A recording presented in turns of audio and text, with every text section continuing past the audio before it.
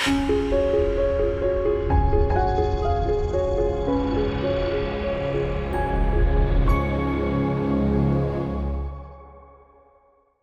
င်းနိုင်ငံစာကေးပြည်နယ်တွင်အွန်လိုင်းပရိမတ်စုကြီးအစီအစဉ်ဖြင့်လိမ်လည်ခံရသူ32ဦးကစုစုပေါင်းဆုံးရှုံးမှုဗတ်1.88တန်းကျော်အတွက်ခေါင်စင်းတိုရဲစခန်းသို့တွားရောက်တိုင်ကြားခဲ့ကြပါတယ်။ဖြစ်စဉ်အသေးစိတ်အချက်လက်များအရ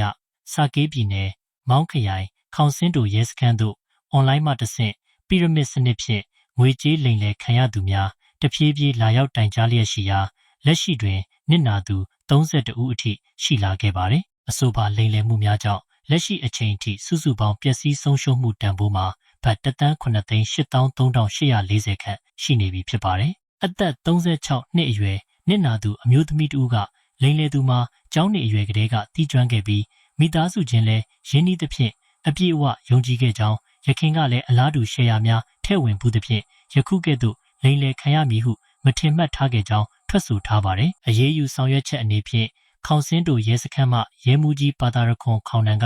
လူမှုကွန်ရက်တွင်သတင်းပြန့်နှံ့သွားပြီးနောက်နစ်နာသူများဆက်လက်လာရောက်နေဆဲဖြစ်ကြောင်းပြောကြားခဲ့ပါတယ်။နစ်နာသူအချို့မှာအစီအစဉ်များစွာတွင်ပါဝင်ခဲ့သဖြင့်ရဲတပ်ဖွဲ့ကအဖွဲ့ဝင်အရေအတွက်ငွေပမာဏနှင့်အစီအစဉ်တစ်ခုချင်းစီ၏အသေးစိတ်အချက်အလက်များကိုတိကျခွဲ၍စုံစမ်းစစ်ဆေးမှုများပြုလုပ်လျက်ရှိပါတယ်။ထိုင်းနိုင်ငံမှာလာရောက်အလုပ်လုပ်ကိုင်နေကြတဲ့မြန်မာရွှေ့ပြောင်းလုပ်သားများအတွက် Migrants Care ၏အတည်ပြုအကြံပြုချက်ဒီသတင်းကိုလေ့လာကြည့်ရင်ငွေကြေးရင်းနှီးမြှုပ်နှံမှုတွေအွန်လိုင်းစုကြီးပီရမစ်စနစ်တွေဟာကျောင်းနေဖက်တငယ်ချင်းအရင်လိုလူယုံတွေကဥဆောင်တာဖြစ်ရင်တော့နောက်ဆုံးမှာငွေကြေးအမြောက်များလိမ်လည်ခံရပြီးပြဿနာတက်တယ်ဆိုတာကိုတွေ့မြင်ရမှာပါ။ထိုင်းနိုင်ငံမှာလာရောက်အလုပ်လုပ်ကိုင်နေကြတဲ့မြန်မာရွှေ့ပြောင်းလုပ်သားညီကိုမောင်နှမတွေအနေနဲ့အောက်ပါအချက်များကိုအလေးထားဂရုပြုနိုင်ရန်တိုက်တွန်းလိုပါတယ်။လူတဦးကနောက်ထပ်လူများကိုထပ်မံခေါ်ယူခိုင်းပြီးအမျက်ငွေပေးမိပီရမစ်စနစ်သို့မဟုတ်အွန်လိုင်းစုကြီးများတွင်ငွေကြေးထည့်ဝင်ခြင်းလုံးဝမပြုလုပ်ပါနဲ့။၎င်းတို့သည်နောက်ဆုံးတွင်အမြဲတမ်းပြိုကွဲပြီးလိမ်လည်မှုဖြင့်သာအဆုံးသတ်လေရှိပါတယ်။ငွေကြေးနှင့်ပတ်သက်လာလျင်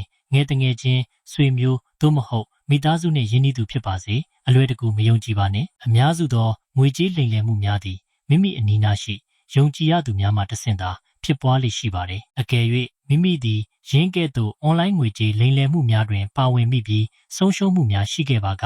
ငွေလွှဲပြေစာများစာတိုပြောဆိုထားသည့်အထောက်အထားများကိုစုဆောင်း၍နီးစပ်ရာရဲစခန်းသို့အမြန်ဆုံးတွားရောက်တိုင်ကြားရန်အသိပေးအကြံပြုအပ်ပါတယ်။ဘေးအန္တရာယ်အပေါင်းမှကင်းဝေးပြီးဘေးကင်းလုံခြုံကြပါစေလို့ Migrants Care မှစုမုံကောင်းတောင်းပေးလိုက်ပါတယ်ခင်ဗျာ။ထိုင်းရောက်ရွှေ့ပြောင်းမြန်မာနိုင်ငံသားတွေရဲ့အရေးကိစ္စတိုင်းအတွက် Migrants Care